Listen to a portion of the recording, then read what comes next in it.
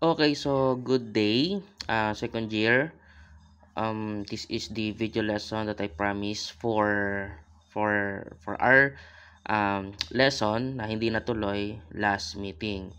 Now, for this part, for lesson 1, we will have an express lesson pero all of most of the important things naman na isesend ko sa notes ninyo ay madidiscuss natin dito through this video lesson.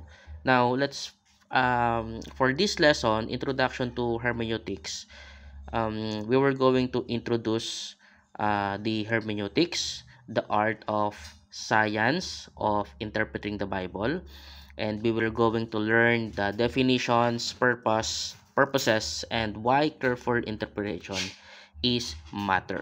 So, palagay ninyo, bakit kaya mahalaga na ma-interpret natin ng maayos ang mga verses na nababasa natin sa ating Bible? Okay. Now, let's define first what is exegesis. Because exegesis means drawing meaning out of the text.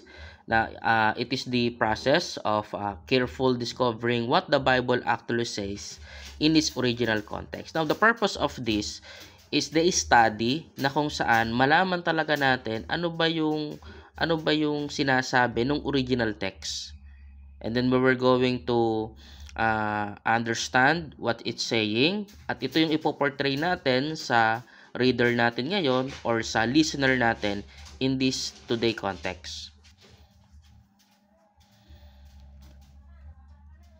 Now, in opposite, eisegesis naman is the opposite of exegesis.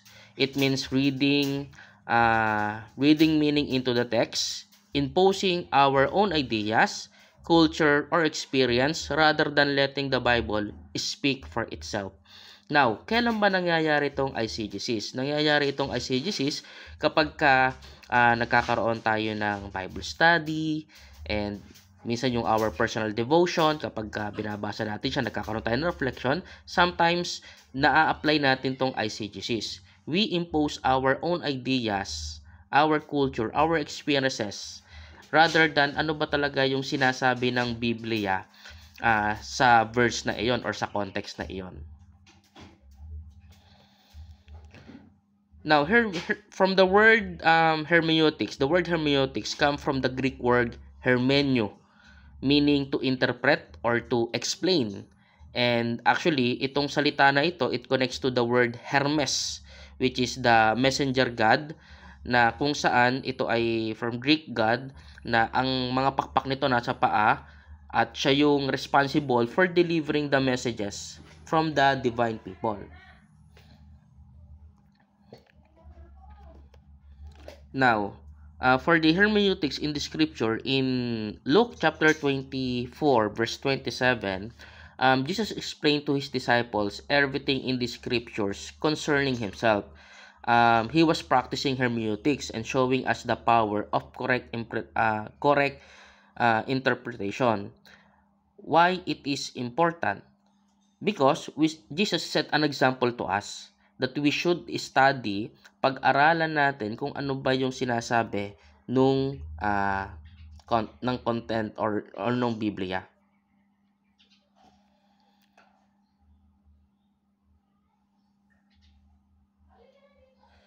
Now, for the meaning of hermeneutics, let's simply put this in a context.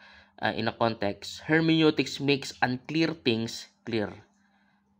So there are unclear things when we are reading our Bible, especially sa mga bagong mananampalataya. There are unclear things while reading this, and what we want to do is to make those things unclear clear. So it explains or translate the message so that we can fully understand God's word. By Michelson, para sa kanya, Michelson said that the interpreter's task is to discover what the author meant and then communicate that meaning to today's readers. So, para kay Michelson, ang trabaho daw ng interpreter ay madiscover niya kung ano ba yung gustong sabihin ng author from the book that we are reading in the Bible para ma-communicate yung totoong kahulugan nito sa today's readers or sa today's listeners. By Ram naman, kay Bernard Ram, he described hermeneutics as the science of the correct interpretation of the Bible, which is true. Kay Berkhoff, Louis Berkhoff emphasized that hermeneutics teaches us the principles, the laws, the methods, and methods of interpreting the scripture.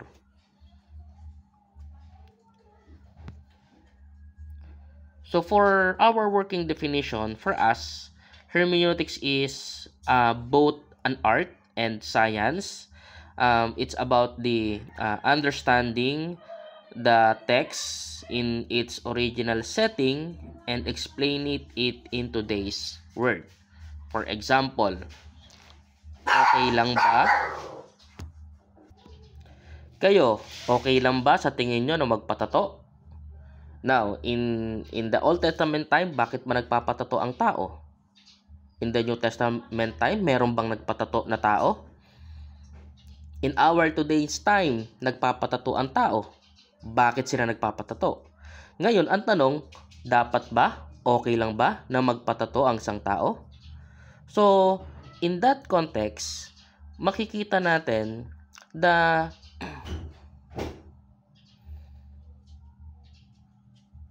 from original settings, we were able to explain it in today's scenario or in today's context.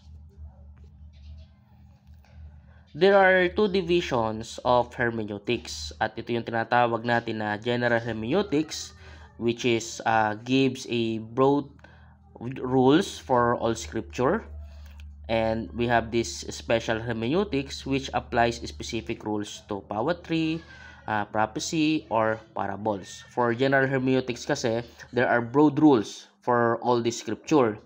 Ngayon, there are books in the Bible which is poetry, which is prophecy, which is sometimes are parables, na kung saan should be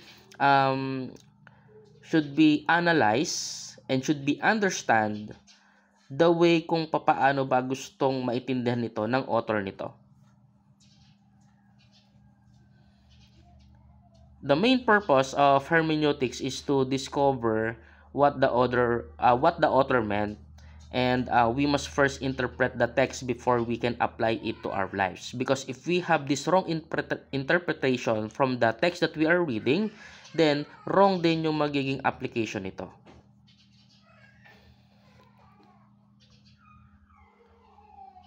So, misinterpretation example. So, misunderstanding can happen. For example, the word minister in Greek actually meant servant. It is it doesn't mean a high government official kasi sa panahon natin ngayon pag sinabing minister nasa government yan, minister nasa high position yan. But in the Bible, when we say minister, it actually means servant. So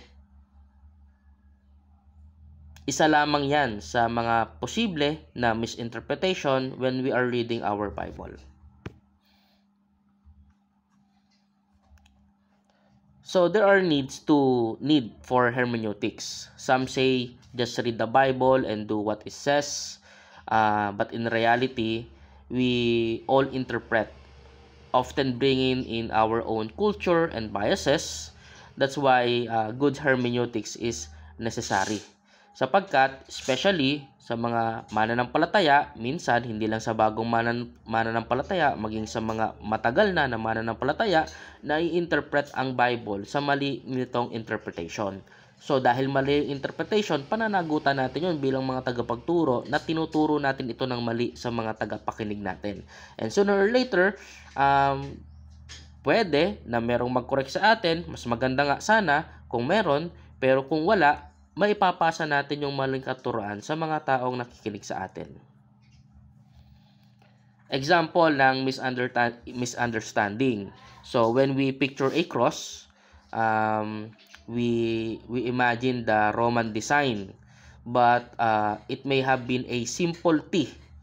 Okay, simple T. Yung or when we think of our early worship, we imagine pews, but that's a modern idea. So, ito yung example na kung saan pag sinabing cross shape kasi, ang tinitingnan natin pwedeng yung cross talaga, pero sa Roman design, it's simply T. Okay? Halos pati lang siya, na kung saan ito yung kanilang design talaga to picture out what is cross.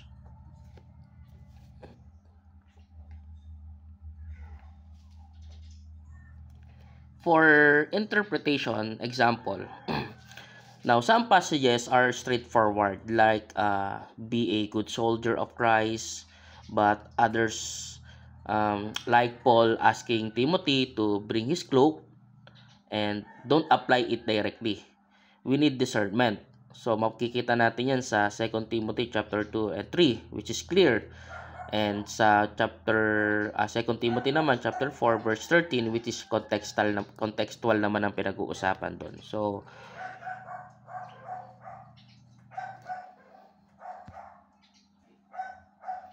for application challenges, some verses like instructions about wine or women's dress are debated. Kagaya nga nung example natin kanina, yung patungkol nga sa pagtatato. The question is, why do we need to apply some of commands but not others? So, yun yung tanong. Bakit yung ibang commands ina-apply natin directly, pero yung ibang commands hindi natin ina-apply? So, yung hermeneutics can help us decide kung i-apply ba natin siya or hindi. For example, in the context of women silent, bakit ba kailangan tahimik ang mga babae kapag nagtuturo ang mga lalaki?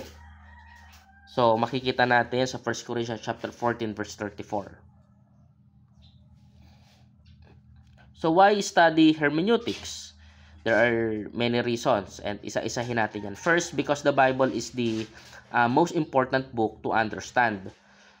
Sa lahat ng libro, bilang mga mananampalataya, okay na meron tayong mga supplementary books, yung mga about leadership books, pero at the end of the day, the Bible is the most important book na kailangan nating maintindihan bilang isang mga Kristiyano. Dahil yung pamamaraan ng pamumuhay natin ay magde-define or nakadepende kung paano ba talaga natin naiintindihan yung scripture. Second, because Satan tries to distort scripture and lead us to astray. In fact, nung panahon na si Jesus ay nasa 40 days and 40 nights fasting, ang daming mga verses na sinabi ni Satan. If we don't know how to apply those verses, then there's possibility na maging tayo, Kristiyano na, ay mahook pa tayo ng maling katuruan. That's why it's very important to study what we are reading. And third, there's a cultural gap between Bible times and today's, especially yung Old Testament to New Testament. At bago pa magkaroon New Testament, may 400 silent years pa. Yung 1000 years na yan. New Testament, almost 2,000 years ago na din sa atin. Tapos eto tayo ngayon. So there's a cultural gap talaga sa panahon ng Bible times at saka nung panahon ngayon. Fourth, proper understanding doesn't happen automatically. It took us years of training and practices para mas maintindihan talaga natin what the verses or the books is saying. And fifth, our theology depends on our interpretation. So, yung pamumuhay natin bilang isang Kristiyano ay nakadepende kung paano ba natin naiintindihan ang Biblia. So, for example, when we are reading our Bible, sabi doon, forgive 70 times 7. So, what is saying? Ano ba talagang ibig sabihin niya 70 times 7? So, pagka lumagpas ba doon, dapat hindi na ako magpatawad? No. So, it is a instruction na magpatawad regardless how many times. And that's all. Okay? There are prerequisites. Okay? Let's move hermeneutics. There are prerequisites for spiritual, which is regeneration. So, truly understand God's word, we need the Holy Spirit. And in 1 Corinthians chapter 2, verse 14, says that the natural man cannot grasp spiritual truth. So, first, sa atin, for prerequisite ng hermeneutics is spiritual. So, even na matalino kang tao, if you are not a Christian, you will not understand the Bible. And actually, there are tons of atheists and non-Christian people studying the Word of God and they don't understand it. Why? Because they don't have the Holy Spirit. So, the Holy Spirit help us to understand what we are reading in the Bible. And actually, it is written in 1 Corinthians chapter 2, verse 14, wherein natural man cannot understand. Pangalawa, another prerequisite sa atin, sa hermeneutics, hunger for God's word. In Psalm 119, describes a believer who seeks God with all his heart, treasures the word, and obeys diligently. This hunger unlocks deeper understanding. For example, ikaw bilang isang mananampalataya, gaano ka na ba katagal mananampalataya? Kung ikaw ay 3 taon ng mananampalataya, 5 taon o 10 taong mananampalataya na, how many times mo na ba nabasa ang Biblia cover to cover from Genesis to Revelation? Natapos mo na ba siyang basahin? So kung hindi mo pa siya natapos basahin, maybe we can ask ourselves, kamusta yung hunger mo doon sa salita ng Diyos? And another prerequisite is obedience, the willingness to obey, the heart to obey. Now, God reveals truth to those who want to obey. And John chapter 7, verse 17, which teaches us that when we choose to follow God's will, we gain spiritual understanding. We gain deeper understanding. So, for us to be able to understand what we are reading, then dapat meron tayong heart for obedience. Why it is necessary? Kasi kung nabasa natin yung instruction o yung specific na ipapagawa sa atin ni God through His words, tapos hindi natin inobey, then nagkasala pa tayo. Ganon kaganda yung grace ni God na hindi sa atin ipinapaintindi yung kanyang salita kapag hindi tayo willing mag-obey. So we must first obey. We must first have the heart to that will lead to obedience for us to really understand what we are reading. And also, hindi naman yan through, yes, of course, the Holy Spirit would help us. The hunger for the Word of God will help us. The obedience, yung heart to obey, makakatulong sa atin to understand the Word of God. Pero mahalaga din yung intellectual. So, we also need intellectual preparation. Kaya nga kayo po ay nag-aaral dito, kaya kayo ay nandito para mag-aral, para intindihin, para magkaroon ng mga techniques at magkaroon ng kakayahan to understand what you are reading and also to apply it in your lives and also to share it to others. So, we need intellectual preparation. So, knowing the basics of hermeneutics, appreciating literature, and also asking good questions of the text, which is ability to ask questions. So, another thing na makikita natin dyan, paano ba tayo magtatanong ng question sa Bible? So, dyan papasok yung WH questions. We have what, why, where, who, and how. WH questions. So, with the right questions, we will be able to have the right answer. If we have a wrong question, syempre, definitely, wrong answer ang marireceive natin. So for consistency in interpretation, when we apply the principles consistently, we want those around by false teaching. And makikita nga natin yun sa Ephesians chapter 4 verse 14, which is remind us of this stability. Now, understanding the scripture or how the scripture has been interpreted through history give us a strong foundation and help us avoid past mistakes and actually repeat mistakes. Why? Kasi mas naintindihan na natin kung ano ba talaga ang nilalaman nung text na iyon through history. So, bakit sumulat si Pablo kay Timoteo? Bakit sumulat si Pablo kay Titus? Bakit may mga asulat siya sa 1 Corinthians? So, sa Romans. So, yun ay ilang mga asking questions para makita natin ano ba yung meron in the past.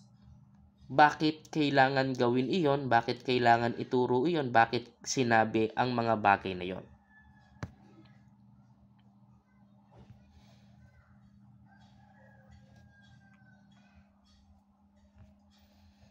So, let's move here in exegesis versus eisegesis. So, remember that exegesis draws meaning out. Drawing out meaning. So, kinukuha natin kung ano ba talaga yung nilalaban ng Biblia. While eisegesis reads our ideas in. So, yung idea natin, yung ipinapasok natin doon sa binabasa natin. One leads to truth and the other may lead to distortion.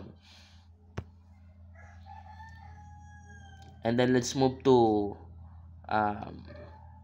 general hermeneutics at special hermeneutics. For general hermeneutics, it provides universal rule, while special hermeneutics applies unique rules to certain genres like prophecy or parables. So, there are many genres sa mga libro in the Bible.